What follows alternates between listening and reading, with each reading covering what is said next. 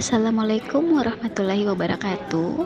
Perkenalkan kami dari kelompok 1, peserta Latsar Kemendikbudristek Universitas Sulawesi Barat bekerja sama dengan BPSDM Provinsi Sulawesi Barat gelombang 5 angkatan 13 dengan Coach Ibu Nurbayani Arman SKM MKes. Hari ini kami akan melakukan podcast diskusi terkait penerapan nilai kolaboratif pemerintahan dalam konteks organisasi pemerintahan yang disertai dengan faktor-faktor penghambatnya dan apa saja yang mempengaruhi keberhasilan penerapan kolaboratif tersebut. Sebelumnya perkenalkan kami dari kelompok 1 yang terdiri dari Rizka Mayangsari, Ibu Sari Fatimah Mus, Bapak Hisyam Isyan, Ibu Riana Anggreni Ridwan, dan Ibu Retno Mayapada. Oke, Assalamualaikum warahmatullahi wabarakatuh. Terima kasih rekan sekalian atas waktunya. Hari ini kita bertemu lagi dalam diskusi online sebagai upaya memenuhi tugas kelompok Latsar CPNS Lingkup Kemendikbud tahun 2022 yang diselenggarakan oleh BPSDM Sulawesi Barat. Metode diskusi kali ini akan berjalan layaknya metode diskusi secara umum. Akan ada isu yang akan kita bahas bersama. Jadi mohon untuk rekan-rekan sekalian mengutarakan pendapatnya. Adapun isu yang akan kita bahas kali ini adalah terkait penerapan nilai kolaboratif pemerintahan dalam konteks organisasi pemerintahan, bagaimana faktor-faktor penghambatnya, dan hal apa saja yang mempengaruhi keberhasilan penerapan kolaboratif antar lembaga pemerintah. Oke, selanjutnya sebelum masuk ke inti diskusi, saya paparkan kembali terkait bagaimana konsep kolaboratif. Jadi, kolaborasi itu adalah kebutuhan manusia karena secara alamiah manusia sebagai makhluk sosial yang memang senantiasa berhubungan dengan manusia lainnya, bekerja sama dan saling bantu-membantu antar sesama. Demikian juga dalam kegiatan pembelajaran, kolaborasi merupakan satu hal yang sering kita jumpai pada kegiatan belajar konvensional misalnya, atau kolaborasi biasanya kita lakukan antara mahasiswa dan dosen, atau biasanya di lingkungan kampus secara umum, atau biasanya dalam satu kelas yang sama. Tetapi dengan tersedianya jaringan komunikasi internet, apalagi di masa pandemi kemarin, kolaborasi itu sangat bisa kita lakukan antar kampus, antar wilayah, bahkan melampaui batas negara. Oke, selanjutnya kita kembali lagi ke topik utama. Menurut rekan sekalian, bagaimana penerapan nilai kolaboratif pemerintah saat ini, khususnya di bidang pendidikan, di mana kita ketahui bersama bahwa pasti rekan-rekan sekalian sudah familiar sama yang namanya program MBKM, Merdeka Belajar Kampus Merdeka, di mana MBKM itu adalah bagian dari kebijakan Merdeka Belajar yang memang dirancang oleh Kementerian Pendidikan, yang memberikan kesempatan tidak hanya kepada mahasiswa tetapi kepada dosen juga untuk belajar di program studi lain atau di kampus lain untuk bisa mempersiapkan diri untuk menuju karir ke depannya bagi mahasiswa, sedangkan bagi dosen untuk bisa meningkatkan kompetensinya. Jadi mungkin saya lempar kepada forum untuk memberikan tanggapannya terkait penerapan World of Government. Kira-kira bagaimana? Saya Bu Rizka. Dan Ibu Riana. Iya, terima kasih atas kesempatannya. Sebelumnya saya perkenalkan diri dulu ya kepada teman-teman sekalian. Saya Riana Anggreni dari kelompok 1. Oh ya lupa, kebetulan kita satu kelompok ya. Jadi gini, sedikit tanggapan terkait MBKM ya. Sekali lagi di podcast kali ini saya bukannya tidak mendukung pemerintah, tetapi ada hal yang kiranya mungkin, ini pendapat pribadi ya, kiranya mungkin tidak sejalan dengan pemikiran saya, karena kenapa? Menurut saya ada hal-hal yang vital di MBKM yang, jadi gini, kemarin waktu saya mengajar, ini kasus ya, kasus yang saya alami di kampus. Kemarin waktu saya mengajar, ada salah satu mahasiswa saya mengajukan surat bahwa mahasiswa tersebut sebenarnya sudah dapat keterangan, katanya sudah lulus MBKM. Maksudnya udah ikut program MBKM, jadi seharusnya mahasiswa tersebut udah dapat nilai A dari saya bahkan sebelum mengikuti perkuliahan itu, karena karena mahasiswa tersebut sudah ikut. Saya tanya, kamu ikut di kampus mana? Dia bilang salah satu kampus di Pulau Jawa katanya. Saya bilang, kamu di sana belajar apa? Dan yang mahasiswa tersebut sebutkan itu tidak ada korelasinya dengan mata kuliah yang saya ampu di kelas mahasiswa tersebut. Jadi menurut saya gini, kok bisa ya gitu belajar di luar semester, kemudian tidak ada korelasinya dengan mata kuliah yang harusnya dijalani oleh mahasiswa tersebut, kok bisa dapat nilai A gitu. Maksudnya cara nilainya gimana? Terus kalau misal yang dilulusi itu adalah nilai-nilai mata kuliah yang wajib, terus misalnya mata kuliah itu adalah mata kuliah berantai ya, tidak bisa belanja mata kuliah yang lain kalau tidak lulus ini. Terus kalau misalnya dia lulus melalui program MBKM kan sebelumnya nggak belajar ya tentang mata kuliah wajib tersebut. Terus gimana selanjutnya? Kan untuk konversi nilai itu harusnya dengan yang ada korelasinya ya. Itu kalau menurut saya. Jadi menurut saya bukan tidak setuju, cuman barangkali program tersebut harus dikaji ulang atau cara konversi nilainya itu lebih di ini aja biar lebih teratur gitu. Kalau menurut saya nggak tahu tanggapan teman-teman bagaimana. Bagaimana yang lain? Mungkin kalau Bu Riana terkait faktor-faktor penghambatnya ya atau kekurangannya. Iya, betul. Iya. Kalau yang lain seperti apa?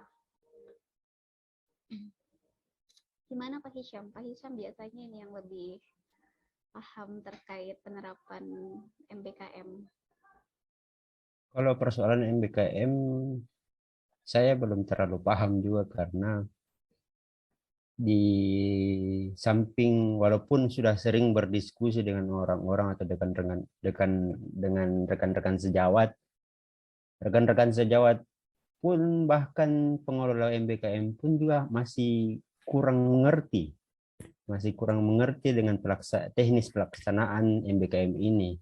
Mengapa demikian? Ya seperti yang dikatakan Ibu Riana tadi bahwa oke lah, kita bisa laksanakan itu. Kita bisa lepaskan mahasiswa, kita bisa bebaskan mahasiswa untuk dilepas ke sana dan kita juga bisa menerima.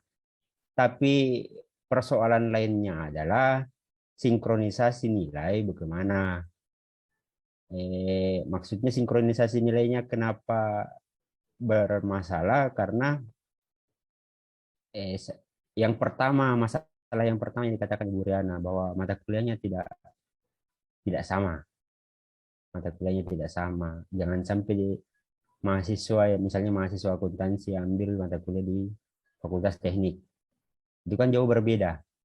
Yang kedua, penggunaan kurikulum yang ada. Kampus kan dibebaskan untuk menggunakan kurikulum.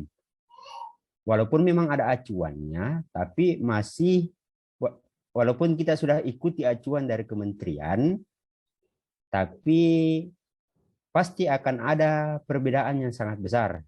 Apalagi kalau kita mau disandingkan dengan kampus-kampus di Jawa sana. Kurikulumnya sangat jauh berbeda. Yang kedua, persoalan administrasi. Administrasi juga tidak sinkron. Kenapa tidak sinkron? Kita juga diberikan kebebasan atau setiap kampus atau setiap fakultas itu diberikan kebebasan untuk menyusun program penilaian.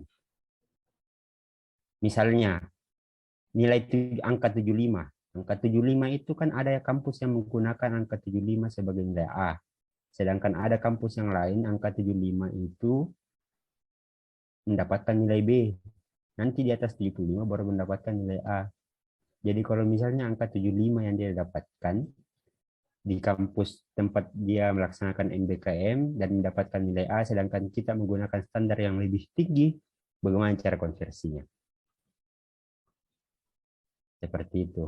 Makanya sebenarnya kalau dari apa yang dipaparkan oleh Bu Riana, kemudian apa yang sering kita diskusikan di kampus juga bersama-sama dengan rekan-rekan sejawat kita, kemudian konsultasi-konsultasi atau ke diskusi-diskusi bersama dosen-dosen di luar kampus kita, masalahnya hampir sama semua. Dan akar permasalahannya adalah yaitu sosialisasi yang kurang masif. Kalau kita tarik dari semua kebijakan-kebijakan yang ada, baik itu di Kementerian Pendidikan, Kementerian Pertanian, dan kementerian-kementerian yang lainnya, akar permasalahannya pasti di sini. Dari sosialisasi dan kebijakan-kebijakan yang ada itu dilakukan secara terburu-buru. Belum disosialisasikan, belum dipahami oleh semua instansi yang ada, oleh satuan kerja yang ada, langsung diinstruksikan untuk dilaksanakan. Dan tidak boleh tidak, apalagi ini adalah program utama dari Pak Menteri. Jadi itu, kalau saya itu akar permasalahannya. Ini dilaksanakan terlalu terburu-buru. Oke Pak Hisam, terima kasih. Mungkin lebih ke ini ya Pak, pengelolaan penerapannya. Bu Rizka, sorry, volume suaranya kayaknya agak kecilan, Bu. Oh ya saya, oh ya. Oke, jadi mungkin ini ya Pak Hisam, lebih ke pengelolaan penerapannya. Jadi kan biasanya MBKM itu yang kelola itu adalah pusat ya. Sementara kan yang tahu kualitas mahasiswa kita sendiri. Sehingga bisa jadi mungkin ada hal-hal yang miss dari beberapa penilaian dari pusat, sehingga memang kadang tidak tepat penentuan kelulusannya. Mungkin seperti itu ya. Ya, memang teknis pelaksanaannya mulai anunya dan lain-lain. Iya, oke. Bagaimana dengan Ibu Sarifati Mamus? Kira-kira apa yang Ibu sampaikan terkait faktor-faktor penghambat apa saja yang biasa ditemukan dalam penerapan whole of government? Kalau kita bicara masalah MBKM ya, masalah dalam pendidikan, kolaborasi. Sebenarnya kalau untuk masalah pertukaran pelajar ya, karena kan MBKM itu identik dengan pertukaran pelajar. Pertukaran pelajar antara mahasiswa satu kampus dengan kampus yang lain selama 2 semester ya Ibu ya. Kemudian kalau dengan prodi lain 1 semester. Memang ada banyak pro dan kontra terkait dengan hal ini. Tapi mungkin sebaiknya ya, sebelum kita melakukan hal tersebut, mungkin kita bisa melakukan kerjasama antara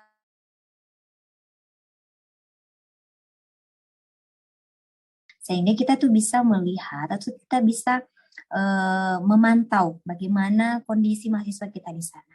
Karena ada loh, mungkin kasus ya, beberapa mahasiswa yang ikut pertukaran pelajar ini bukan untuk bukan untuk melakukan pertukaran pelajar secara murni.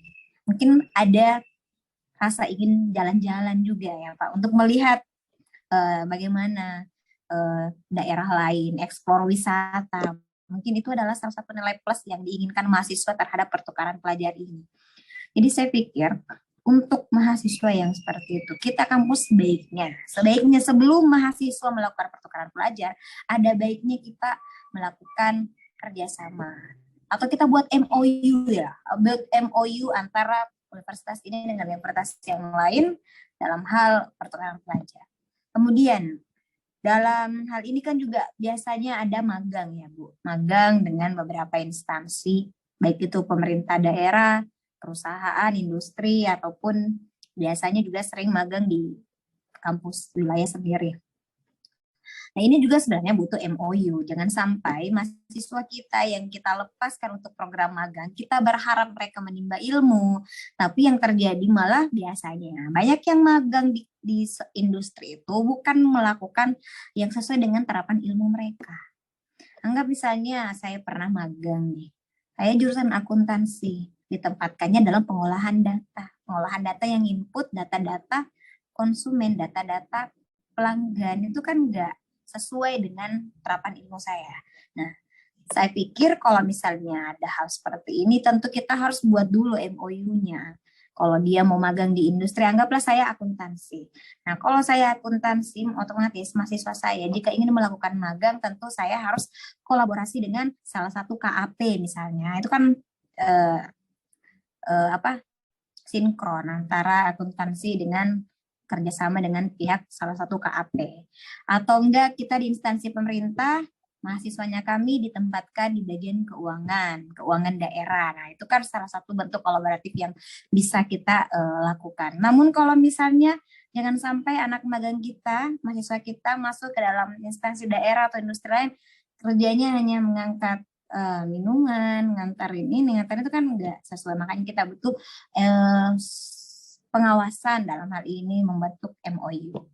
Nah, itu juga. Kemudian salah satu penghambat menghambat mahasiswa cepat selesai itu juga bisa sekali nih. Program MBKM ini bisa menghambat mahasiswa nih. Jangan sampai mereka tuh terlena dengan program ini, kemudian setelah itu kan harus nyusun skripsi kan, Nah, sebaiknya nih skripsi ini bisa diganti dengan laporan magang mereka atau bagaimana kondisi pada saat mereka melakukan MBKM. Jadi nggak semestinya mereka harus bikin penelitian lagi, skripsi lagi. Bisa saja laporan kewirausahaan mereka, kemudian bagaimana mereka membuat laporan tentang pembangunan desa kalau misalnya mereka melakukan kegiatan-kegiatan di luar kampus seperti itu. Mungkin Bu Rizka. Oke, terima kasih Ibu Sari. Jadi intinya Bu Sari mungkin memang selain dari apa Ibu Riana bilang dan Pak Hisam bilang, ternyata memang kampus kita itu belum siap dan volumenya Bu. Halo, sudah? Oke. Iya. Oke, terima kasih Ibu Sari. Jadi mungkin kurang lebih hampir sama dengan apa yang Ibu Riana dan Pak Hisam sampaikan, bahwa memang sebenarnya kekurangan kita adalah memang kita belum siap menerima kolaborasi tersebut, karena salah satunya kita keterbatasan kualitas kampus kita mungkin bisa saja belum bisa menyerupai kualitas kampus lain, terus kualitas mahasiswa kita itu memang belum bisa kita samakan dengan kampus lain yang memang sudah maju kampusnya. Kemudian yang lain juga adalah ada niat terselubung yang bisa menyebabkan seseorang itu bahkan gagal dalam proses penerapan MBKM. Kemudian yang berikutnya mungkin dari Ibu Retno bisa apa yang bisa kita lakukan atau hal-hal apa saja yang bisa membuat MBKM ini seharusnya bisa terselenggara dengan baik, karena harapan kita kan memang harusnya program pemerintah ini bisa berjalan dengan baik sehingga manfaatnya bisa dirasakan oleh semua, tidak hanya oleh mahasiswa tetapi dari kampus tersebut, begitu pula dengan kampus tujuan. Gimana Ibu Retna? Silahkan. Baik, terima kasih Ibu Rizka. Seperti yang dikatakan oleh teman-teman tadi ya sebelumnya mengenai program ini, betul bahwa tampaknya kampus kita terasa belum siap dengan adanya program MBKM, karena ternyata di lapangan banyak sekali kita temui kasus-kasus. Sedikit saya ceritakan Ibu mengenai yang saya temui. Kebetulan ada salah satu mahasiswa saya yang juga mengikuti program ini. Beliau sekarang sedang mengikuti di kampus di Jawa juga, dan sambil mengikuti perkuliahan di sana, beliau juga mengambil mata kuliah yang saya ampu begitu, sehingga saya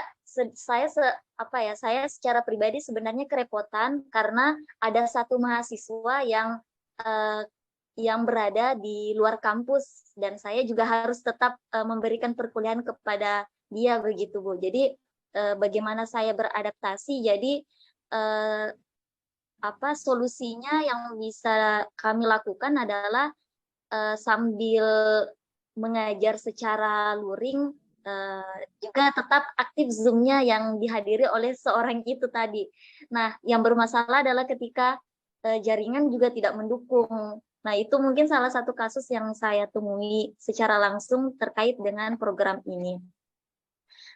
Kemarin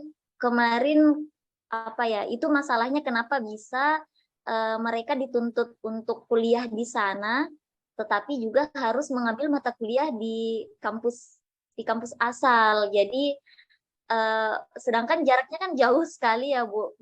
Itu sangat merepotkan sebenarnya juga dari sisi mahasiswanya maupun dari sisi kami sebagai dosen. Kemudian terkait dengan solusinya ya mungkin karena tadi adanya ketidaksiapan, tetapi kita secara mengikuti kebijakan yang diberikan oleh pemerintah, siap tidak siap harus gitu ya, siap tidak siap harus tetap menjalankan program ini. Maka yang sebenarnya yang paling yang paling esensial di program ini adalah yang menyusun kurikulumnya begitu, Bu. Saya tidak tahu sebenarnya terlalu rinci tentang program ini, tetapi sepintas yang saya baca atau yang saya dengar atau yang saya tahu adalah kampus sendiri juga diberikan kesempatan untuk menyusun kurikulum terkait MBKM ini. Cuman tadi mungkin karena ini adalah pengalaman yang pertama sehingga banyak sekali masalah-masalah yang kita temui di lapangan. Jadi itu saja mungkin tadi ini adalah program yang baru sehingga tentu program studi atau bagian yang menyusun kurikulum bisa lebih adaptif lagi ya, bagaimana sebenarnya untuk mencapai tujuan dari MBKM ini. Kemudian yang tadi disampaikan oleh Ibu Sari yakni harus lebih memperbagus atau memperbaiki kerjasama antara kita pihak kampus dengan pihak yang lain gitu Ibu. Itu mungkin dari saya. Iya, oke. Terima kasih Ibu Retno. Jadi mungkin saya simpulkan saja ya.